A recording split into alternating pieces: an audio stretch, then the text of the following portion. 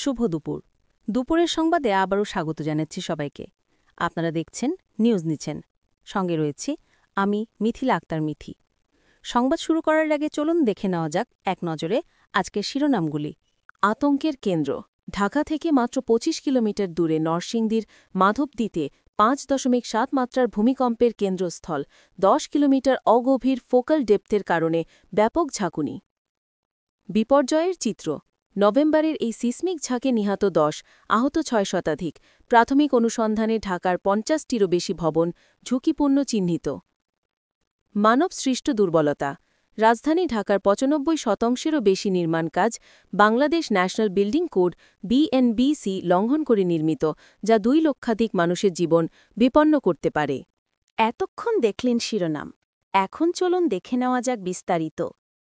আমি মিথিলা আক্তার মিথি, নিউজ নিচেনের পক্ষ থেকে আবারও স্বাগত জানাচ্ছি নিউজ নিচেনে।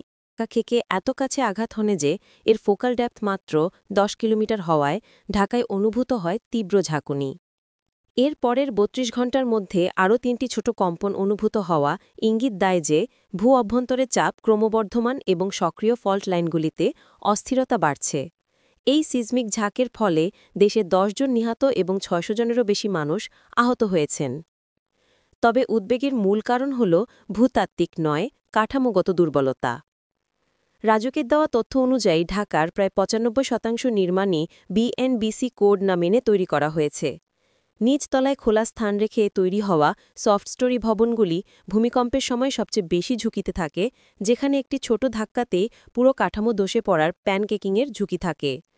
অন্যদিকে বিশেষজ্ঞরা সতর্ক করেছেন যে ঢাকার নরম পলিমাটি তরলীকরণ বা লিকুইফ্যাকশনের ঝুঁকিতে রয়েছে, যা সামান্য কম্পনীয় ভবনকে মাটিতে ডুবিয়ে দিতে পারে। এই সম্মিলিত দুর্বলতার কারণেই একটি বড় ভূমিকম্পে ঢাকার ৪০% ভবন ধসে পড়তে পারে বলে আশঙ্কা করা হচ্ছে। এই বিশাল ঝুঁকি মোকাবেলায় প্রয়োজন দ্রুত এবং কার্যকর পদক্ষেপ। নির্মাণ গুণমান নিশ্চিত করতে চিলির মতো কঠোর বর্ধিত নির্মাতা দায়বদ্ধতা আইন প্রবর্তন করা জরুরি, যাতে বিএনবিসি লঙ্ঘনের জন্য নির্মাতারা কঠোর শাস্তির মুখে পড়েন। অন্যদিকে বিদ্যমান ঝুঁকিপূর্ণ ভবনগুলোর জন্য রেট্রোফিটিংয়ের কাজকে ত্বরান্বিত করাও করতে হবে।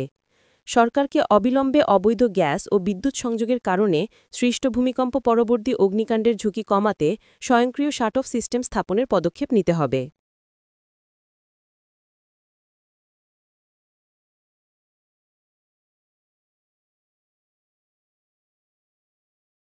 এই ছিল এখনকার বিস্তারিত খবর।